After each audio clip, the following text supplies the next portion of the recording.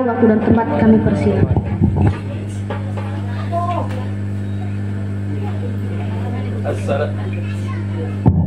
Assalamualaikum warahmatullahi wabarakatuh. Waalaikumsalam warahmatullahi wabarakatuh. Alhamdulillah kafa wa salatu wassalamu ala nabiyil mustafa wa ala ahli sidqi wal wafa. Ashhadu an la ilaha illallah wahdahu la syarika lah wa ashhadu anna Muhammadan abduhu wa rasuluh. Allahumma salli ala sayyidina Muhammad wa ala ali sayyidina Muhammad. Amma ba'd. Qala Allah Ta'ala fil Qur'anil Karim, a'udzu billahi minasyaitonir rajim. Ya ayyuhallazina amanu kutiba 'alaikumus shiyam kama kutiba 'alal ladzina min qablikum la'allakum tattaqun. Shadaqallahul azim. Yang sama-sama kita hormati para staf dan dosen STAI Al-Azhar Lubuk-Linggau, Bapak Ibu Mbak host Elzan sebagai host hari ini, para santriwan santriwati yang kami hormati. Syukur kita kepada Allah pada sore hari ini dapat bermuajahah di tempat yang sangat asri ini dalam rangka berbuka bersama, walaupun Presiden Jokowi melarang untuk berbuka bersama ini, tapi karena kita lingkungan pondok pesantren tidak ada masalahnya. Salam dan salam juga kita terkasihkan kepada junjungan kita Nabi besar Muhammad sallallahu alaihi wasallam, karena beliaulah penyebab syar'i, penuntut syirki, penuntut hidup abadi duniawi dan ukhrawi. Amin Allahumma amin. Ini anak-anak putra puasa kalau? Yang putri ada yang tidak puasa? Nah, siapa yang ceramah di sana? Nah, sini Han, maju sini. Sini. Nah, ini serban hadiah untuk kamu. Nah, terus belajar ya. Salim, Pak. Ya. Nah, rugi kalau kamu tidak maju ya. Jadi yang namanya santri inilah waktu kita belajar. Jangan sungkan-sungkan maju ke depan untuk melatih mental kita. Anak-anak sekalian yang saya cintai, sekarang kita sudah masuk Ramadan yang berapa? Keempat. Berarti terawihnya sudah 5 kali. Nah, Ramadan ini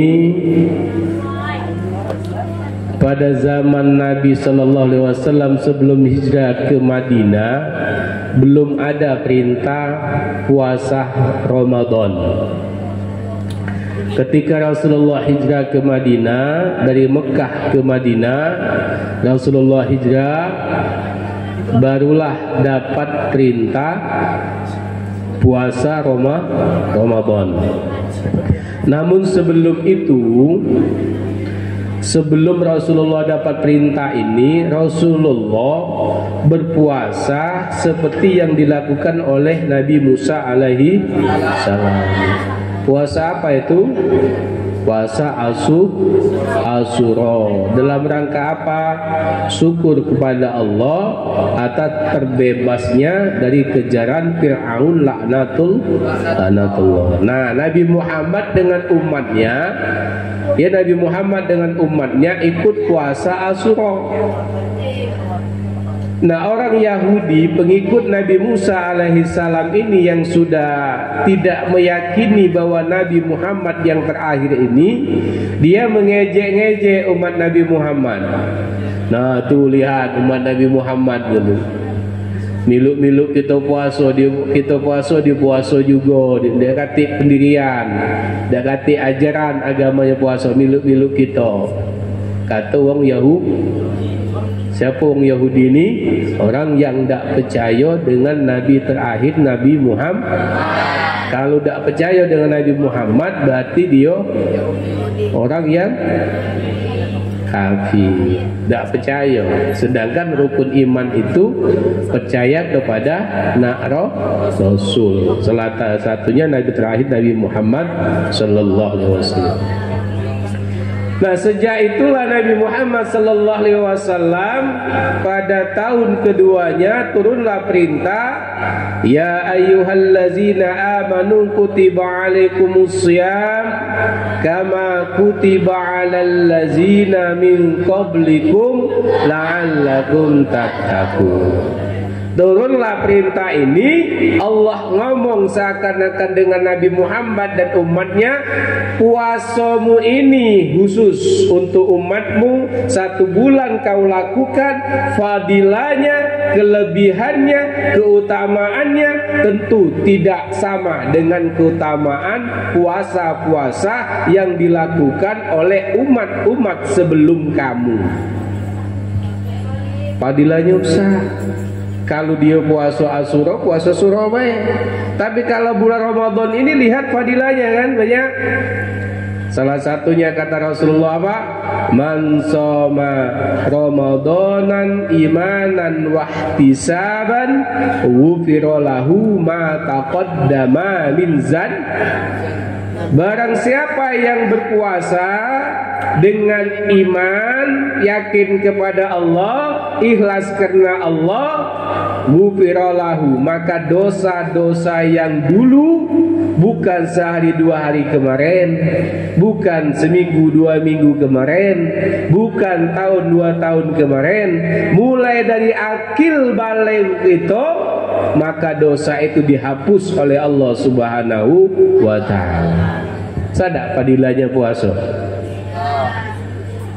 Mulai dari kapan kita dihapus dosa itu? Mulai dari kita sudah taraweh, terus kita nak tidur, dak kata kegiatan lagi, ngaji Quran sudah selesai, kita nak tidur sampai dengan sahur, sampai dengan berbuka, itu mungkin banyak dosa-dosa yang kita perbuat, dosa kecil. Ketika tub bedok datang, Allahumma lakasumtu wa bika amantu wa ala rizika aftartu bi rahmatika arhamar rahimin, tang plak plak plak plak. Ya Allah, lego gitu. Dosa tadi hilang. Haus kita hilang, dosa hilang. Kalau anak-anak pesantren saya tahu betul, kalau nak berbuka itu batu es besar itu, dak kati untuk ditutus, dinding ditutus. Oh, masuk dalam cangkir besar, pakai gula, dak kati pengaduk, ambil kembang, tak patasan. Itulah wong pesantren tapi masih sehat. Dak kati banyu minum, buka keran langsung blak blak blak blak, dak sakit pe. Cobalah kalau balik ke dusun minum caru di pondok ini sakit perut kamu. Saya dulu di pesantren. Ini masih mendingan, ada air kita bersihnya. Jadi pesantren dulu sumur bor yang di baknya itu sudah apa namanya, minyak itu apa namanya kalau minyak itu kerak-keraknya itu, malam-malam haus tuh, buka jam 1 tuh blok, blok, blok. Dari keran itu blok, blok. Hilang, tak sakit perut. Ketika pulang ke dusun, kapan minum banyu belum masak, sakit perutnya. Beda daya tahan tubuh kita di pondok dengan tidur. Kenapa? Karena sugesti kekuatan kita. Iya, makan kita juga kadang cuci tangan tidak, tahu makan berebut. Dikasih kerupuk oleh wali santri, diam galau, cada galak. Wali santri pergi, habis kerupuk, hancur ya Allah. Ya kata saya kayak gitu, pengalaman seperti itu. Ayo makanlah kata wali santri. Nah, diam galau, diam. Cakku, kamu yang ngomong itu. Nah, kalem kapan tua aja udah ganti, bus selesai habis. Kerupuk itu habis. Dan itulah seni di pondok pesan ladas. Pejabat-pejabat tinggi-tinggi yang dari pesantren sama dengan kita ini. Sama makan berebut kok ladasnya. Senin ceritanya itu. Makanan kita siang hari mie dak katik banyu mie mentah dimakan. Untung bae produk perut kita ini madein tuh mie mentah dimakan. Kak. Adong jemur kemplang mentah dimakan. Kak. Madein tuh. Kalau madein Cina berapa tahun? 3 tahun garansinya. Tapi kalau madein Tuhan selesai. Itulah kata Rasulullah. Jadi kalau kita berbuat dosa tadi sampai dengan berbuka Allahumma laka sumtu, maka selesai dosa kita. Ternyata setelah berbuka muncul lagi dosa mata kita, dosa mulut kita, dosa hati kita. Apa kata Rasulullah? Man qoma ramadhana imanan wahtisaban ghufira lahu ma taqaddama min zan. Barang siapa yang menghidupkan malam Ramadan dengan qiyamul lail, salat tarawih, dengan tilawatil Quran, maka dosa yang lalu dihapus oleh Allah Subhanahu wa taala. Habislah dosa kita ini. Maka ulama mengatakan bahwa apabila orang berpuasa di Ramadan ini dan menghidupkan malamnya dengan ibadah, dengan iman dan ikhlas karena Allah, maka dia kalau matinya dalam keadaan mati syahid, tak kati lagi dosa. Itulah yang diberikan kepada umat Nabi Muhammad yang tidak diberikan kepada umat-umat terdahulu, karena kita melaksanakan puasa di bulan Ramadan. Maka keutamaan amalan apa saja, keutamaan apa saja yang dapat kita amalkan di bulan Ramadan ini? Kenapa Allah memberikan kemuliaan Ramadan ini? Karena Ramadan itu namanya panas, gersang. Kita pagi tadi jam 11 keluar rumah itu ditandai silaunya, matahari begitu panasnya. Dan ujian kita melapar ini mulai dari pajak tadi sampai terbenam matahari ini. Di siang tadi kalau di pondok mungkin sedikit, kalau di luar wassalam ya Allah, banyak ujian-ujian. Mata kita ini kadang ya nyengok lipas, tahu lipas? Tahu kan lipas? Kalau kita puasa ini kapan nyemak lipas, cak kurma lipas tu. Mau bergerak kurma ni. Iya. Bulu koja, tahu bulu koja? Hijau, kapan nyemak Grab pakai jaket itu cak bulu koja. Bawaan kuat, haus, lapar, itu kita tahan. Makanya Allah tidak tinggal diam, maka diberikanlah fadilah-fadilah itu. Yang sunnah saja dilipatkan menjadi yang yang satu kebaikan dibalas dengan dilipatkan 70 kali sampai dengan 700 pahala. Kita tadarusan dari mana pahala kita, ya Allah. Nak niatkan kita bulan Ramadan ini, ya Allah, ya Tuhanku, aku bernazar ya Allah, aku ingin ya Allah pembacaan ayat suci Al-Quran di Ramadan ini ya Allah, aku hadiahkan kepada kedua orang tuaku ya Allah. Baca Al-Quran. Kenapa fadilahnya? Satu huruf kita membaca Al-Quran pahalanya sama dengan 70 kali lipat oleh Allah Subhanahu wa taala. Sudah berapa ayat, berapa juz kita baca Al-Quran?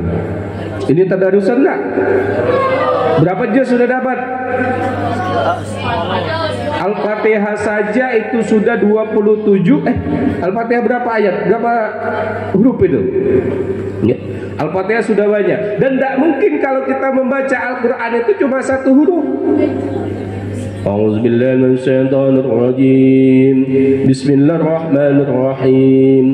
Nun. Sadaqallahul azim. Jadilah dapat 70. Eka 70. Besok pula Bismillahirrahmanirrahim Yasin. Jadilah lah 70 kali 70 berarti 140. Nggak kenado gitu baca tuh. Pasti lebih dari sih. Ya Allah, pahalanya banyak. Panen pahala kita di bulan Ramadan nih. Ini saya pernah dulu jadi ada, ingat dengan Ustadz Herman saya dari PKS, Ketua PKS dulu, pernah tinggal di pondok ini. Ketika dia imam, wah serba salah santri. Ketika dia imam, Bismillahirrahmanirrahim. Ketika salat balong tolin, amin. Salat tarawih ini, Bismillahirrahmanirrahim. Yasin. Nah, di jamaah. Cacam Yasinnya. Rupanya dah Allahu Akbar. Wah, aja langsung rukuk. Nah, kata santri. Rakaat kedua, Nun, Allahu Akbar. Boleh. Tapi ala kepelit, uang kata malaikat mamang ini. Kendak banyak, beramal dia dikit. Ya Allah ya Tuhan, ku berikanlah aku rezeki yang halal, yang baik, yang luas ya Allah. Jadi kalau ada yang pintar ya Allah. Ketika sholat surat kulhu dibagi dua. Alhamdulillah amin. Allahu samad. Allahu akbar. Rakaat kedua, lam yalid wa lam yulad wa lam yakul lahu kufuwan ahad. Kata malaikat, mamang ini dia wong mano dia ini. Cireni oleh malaikat, banyak kendak beramal ben. Nah, di bulan Ramadan inilah kita banyak-banyak beramal, banyak juga pahala. Nah, apa kata Rasulullah? Apa kata Rasulullah ketika kita mengasih makan sebiji kurma saja untuk orang yang berbuka puasa, maka kita pun akan mendapatkan pahala seperti orang yang berpuasa. Dan tidak mengurangi pahala orang yang berpuasa. Ada teman kita, wong tuanya belum datang, walinya belum datang. Nah, kita ada duit, nah ini tuh beli es, aku beli dua, ini tuh kamu siko, aku siko. Kita dapat pahala seperti dia berpuasa. Itu jangan mudah ya pelit dengan teman. Amalan apa saja di Ramadan ini? Ini nak, ya. Apa amalan yang pertama yang diutamakan di Ramadan ini kita beramal? Tingkatkan sholat kita. Sholat 5 waktu sudah kita kerjakan. Bagaimana untuk meningkatkannya? Sholat sunnah qobliyah dan ba'diyah kita lakukan. Sholat duha kita kerjakan, sholat tarawih witir kita tingkatkan, ditambah lagi bangun malam, sholat tahajud kita kerjakan. Jangan pakai witir lagi. Apa kata Rasulullah? La witroni fi lailatin, ndak kate witir itu dalam satu malam itu 2 kali. Jadi kalau sudah sholat witir, sudah tarawih, sholat malam kaki tahajud, ndak usah lagi pakai witir. Kalau pakai witir lagi, bukan lagi witir, namanya genap. Witir itu namanya ganjil. Kalau sudah tarawih 3 rakaat, sudah tahajud 3 rakaat, 3 tambah 3 jadi nggak jadi witirnya. Maka cukup 1 kali. Nah, ini. Nah, oleh karena itu kita dalam Ramadan ini samping amal utama yang kita kedepankan dan cara berpuasa juga kita pahami.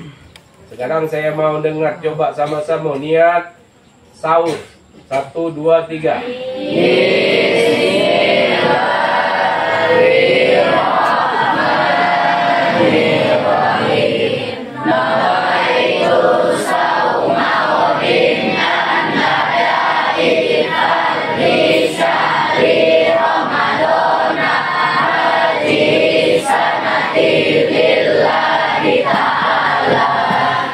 Mana kamu belajar itu?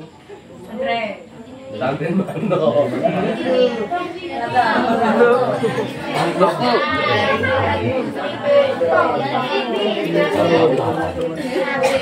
Nih, katakan niat puasa itu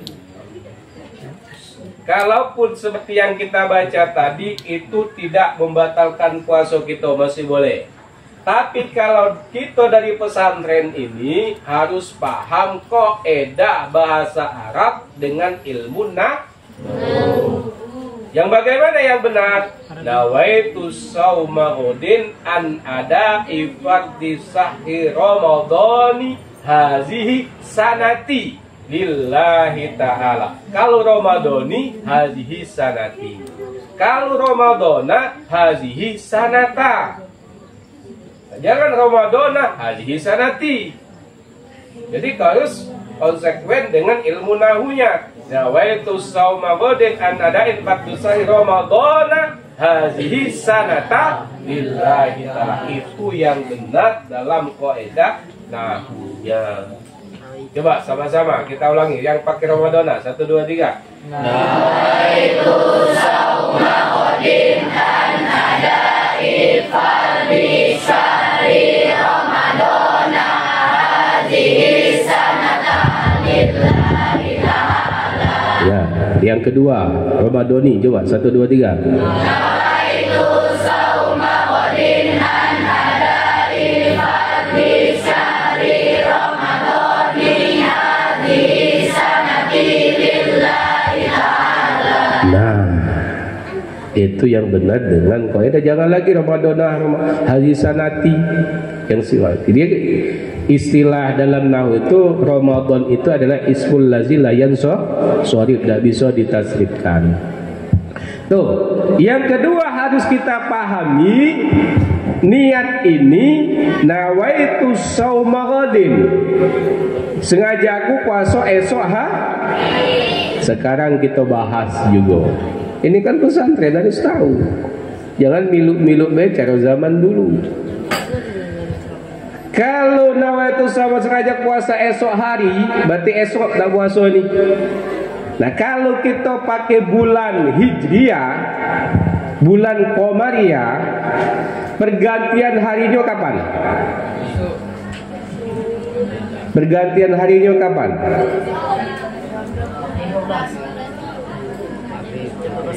Kalau bulan Qamariyah. Nah, ini sebentar lagi.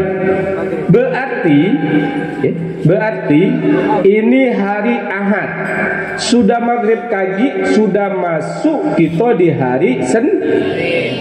Kira-kira tepat tak? Nawaitu shauma ghadin, sengaja aku puasa esok hari karena Allah Ta'ala. Pas tak doa itu? Tak pas.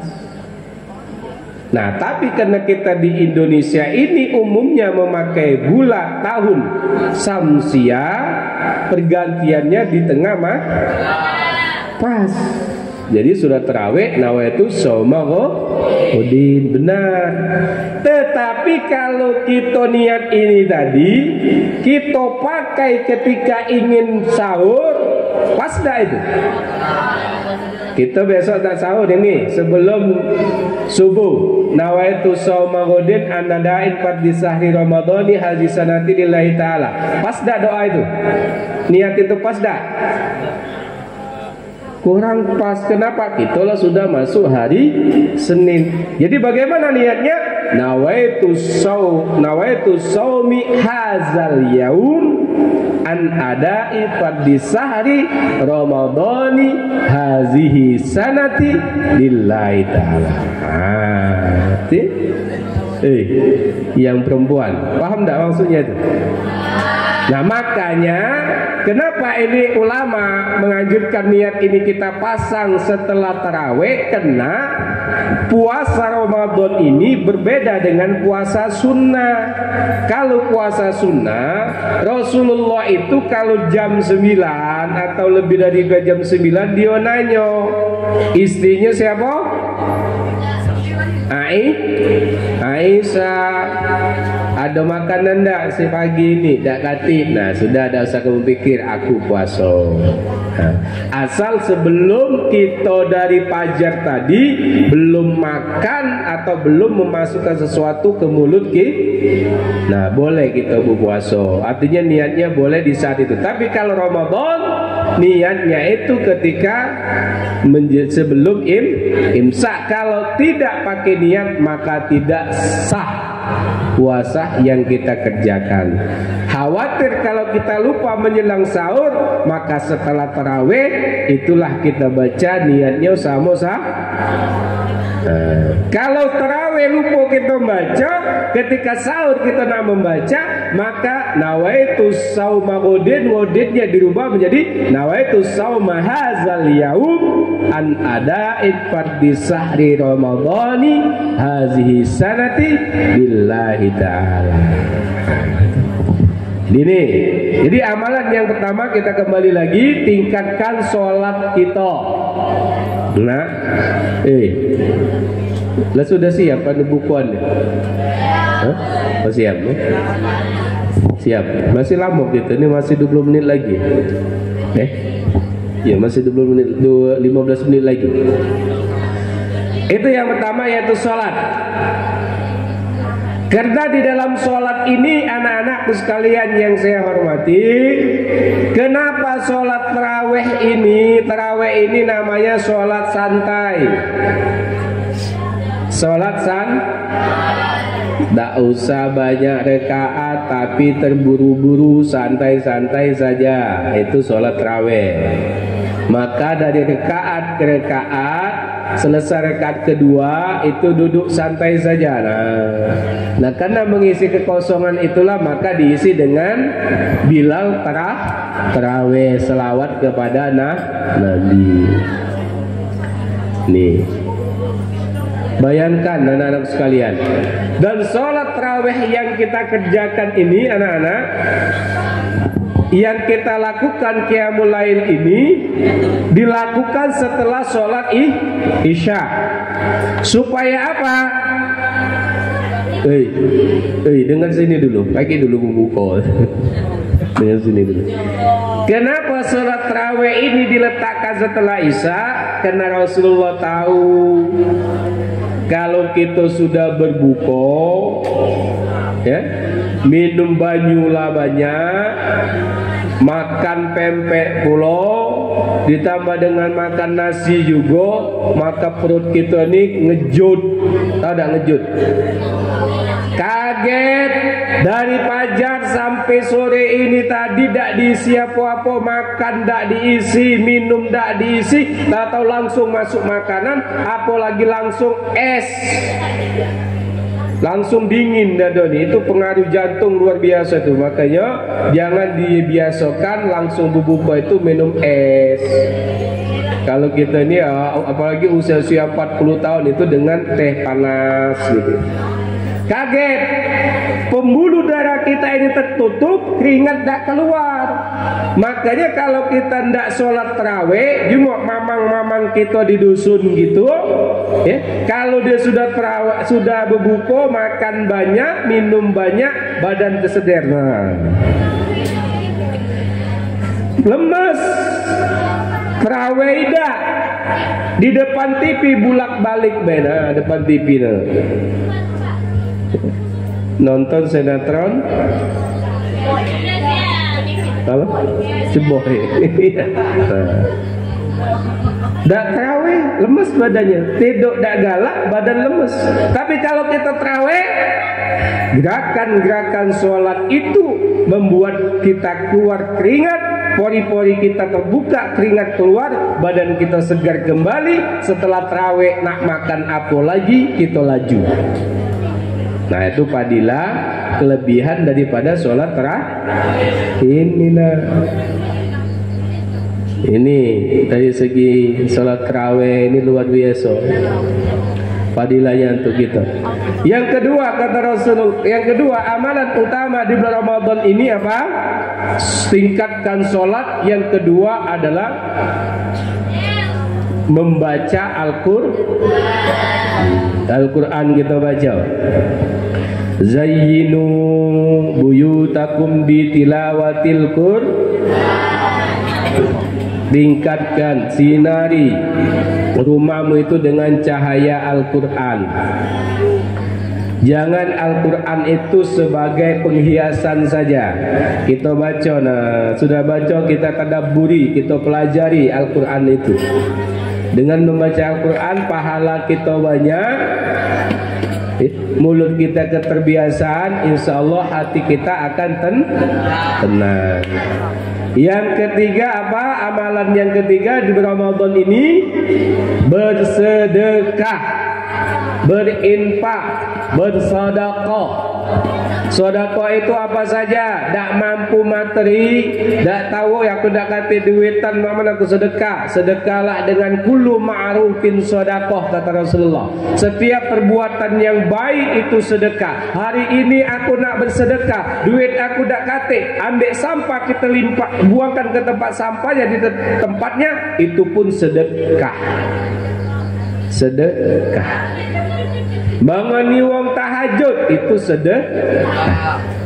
Mengajukan atau memberikan pendapat kepada orang lain untuk kebaikan itu sedekah.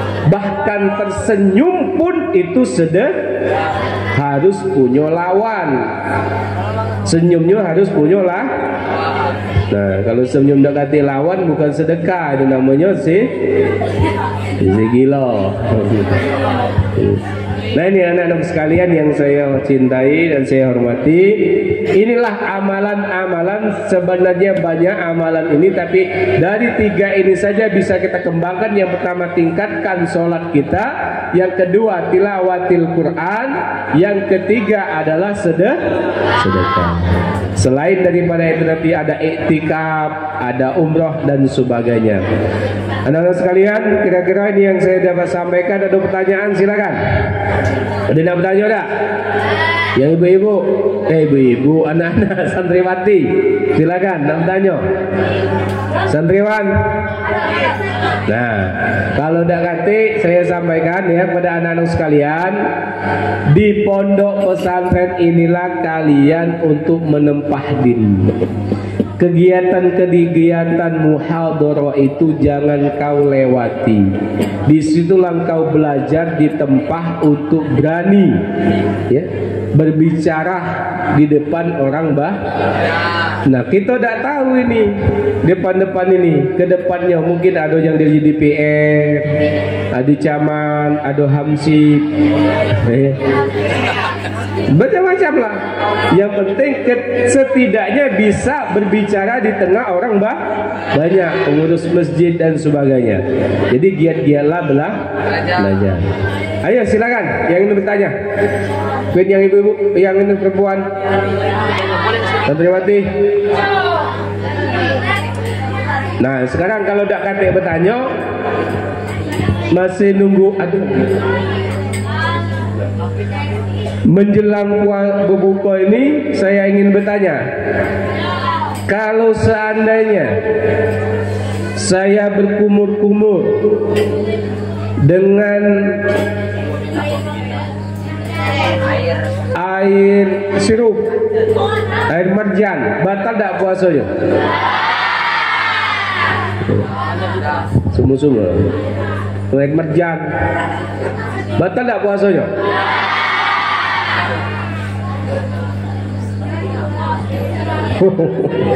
Mencicip makanan batal tak puasanya? Batal galau.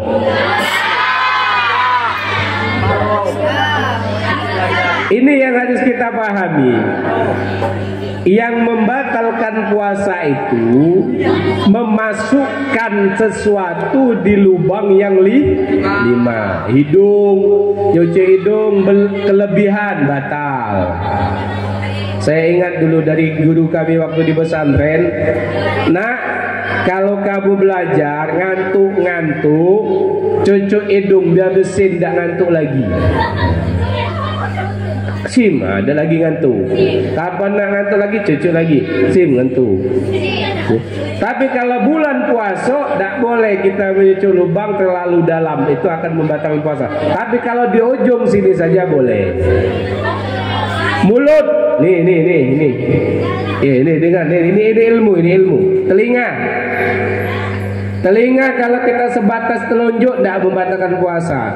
Tapi kalau ada bulu ayam kita masuk, nah itu batal maksudnya. Apalagi, nah gatal. Mulut ini ludah. Air ludah kita ini nak kita telan, tidak batal puasa. Tapi kita pastikan air ludah kita ini tidak ada bercampur dengan makanan sisa makan waktu sahur. Kok ada sisa ini, diludahkan dulu. Nah kalau ditelan boleh. Yang tidak boleh itu ketika ludah kita keluarkan kemudian kita telan. Nah tidak boleh. Nah itu batal maksudnya. Nah, iya. Walaupun ludah deh, apalagi ludah wong.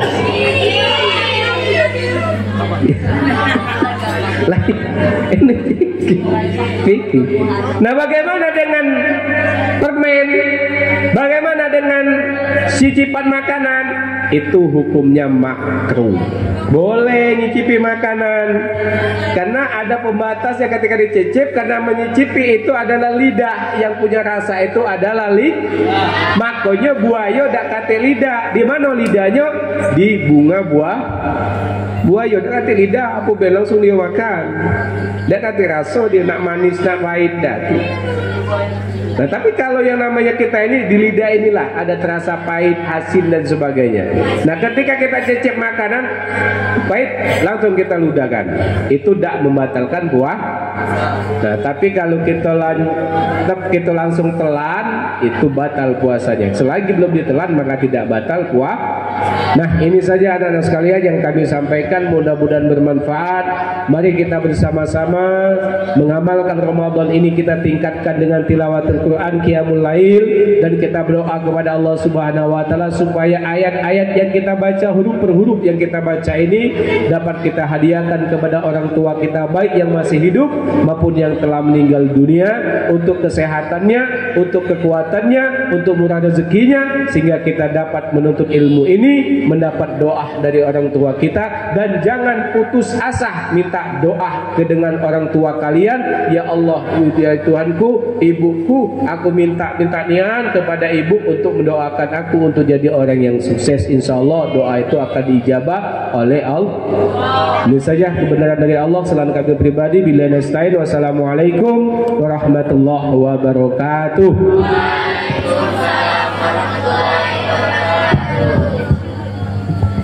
Baiklah, acara yang keenam yaitu penutup. Mari sama-sama kita tutup acara kita sore hari ini dengan sama-sama melapaskan lapas hamdalah. Alhamdulillahirabbil alamin. Saya sebagai selaku MC pada sore hari ini, saya undur diri. Apabila ada kata-kata yang salah, saya mohon maaf kepada Allah. Mari kita sama-sama mohon ampun. Wallahul muwaffiq ila aqwamit thoriq. Wassalamualaikum warahmatullahi wabarakatuh.